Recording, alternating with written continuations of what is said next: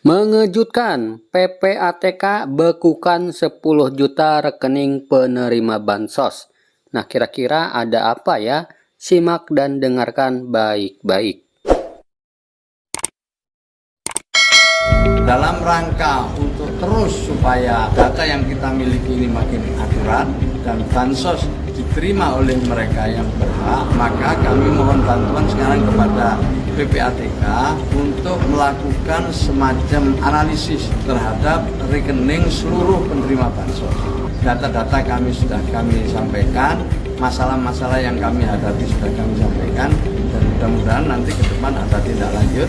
PPATK akan melakukan eksplorasi atas data yang diserahkan oleh beliau, sehingga apa yang diharapkan oleh Bapak Presiden melalui Pak Mensos bahwa bansos itu harus tepat sasaran, digunakan secara benar, dan kepada orang-orang yang tepat juga itu bisa dilaksanakan dengan baik. Dan kami menemukan beberapa data memang yang anomali, dan itu akan kami serahkan segera kepada Pak Mensos untuk mengambil kebijakan terkait dengan penyaluran bansos. Kami siap Pak Menteri untuk selalu membantu Bapak ke depan. Kita berharap bahwa bansos ini akan lebih efektif dan benar-benar tepat sasaran untuk masyarakat Indonesia. Pusat Pelaporan dan Analisis Transaksi Keuangan atau PPATK membekukan 10 juta rekening penerima bansos yang terbukti tidak layak. Dari hasil analisis, ditemukan ada penerima bansos yang justru menggunakan bantuannya untuk berjudi online. Dana bantuan yang seharusnya menjadi penyambung hidup malah berakhir di meja judi digital.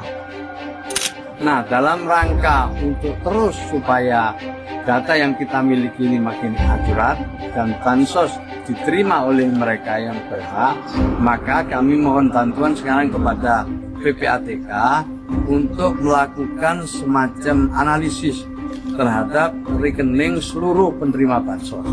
Prinsipnya PPATK akan melakukan eksplorasi sehingga apa yang diharapkan oleh Bapak Presiden melalui Pak Mensos bahwa bansos itu harus tepat sasaran, digunakan secara benar, dan kepada orang-orang yang tepat juga itu bisa dilaksanakan dengan baik. Dan kami menemukan beberapa data memang yang anomali. Temuan ini menjadi peringatan keras bahwa bansos bukanlah hak semua orang, tapi untuk mereka yang benar-benar membutuhkan. Langkah pembukuan ini dilakukan sebagai bentuk pengawasan agar program bantuan pemerintah tepat sasaran dan tidak disalahgunakan. Negara hadir, tapi rakyat pun harus jujur. Di Inpres nomor 4 tahun 2025, penyaluran bansos triwulan kedua mengacu pada data Tunggal Sosial dan Ekonomi Nasional atau DTSN hasil verifikasi terbaru. Hingga saat ini, 80,49% penerima bansos PKH sudah menerima bantuan senilai total 5,8 triliun rupiah. Hari ini 1 Juli 2025, Kementerian Sosial telah menyalurkan total bansos PKH 8 juta lebih KPM atau sekitar 80,49% dari total kuota KPM dengan nilai 5,8 triliun rupiah. Sementara itu, bansos sembako sudah diterima lebih dari 15 juta keluarga atau 84,71% dengan nilai 9,2 triliun rupiah. Namun, masih ada sekitar 3 juta keluarga yang belum menerima bantuan karena mengacu Perpres nomor 63 tahun 2017 mewajibkan penyaluran bansos dilakukan secara non-tunai melalui bank milik negara atau Himbara, sehingga penyaluran yang dulu lewat PT Pos kini dialihkan ke bank. Proses peralihan ini butuh waktu karena harus membuat rekening kolektif atau burekol.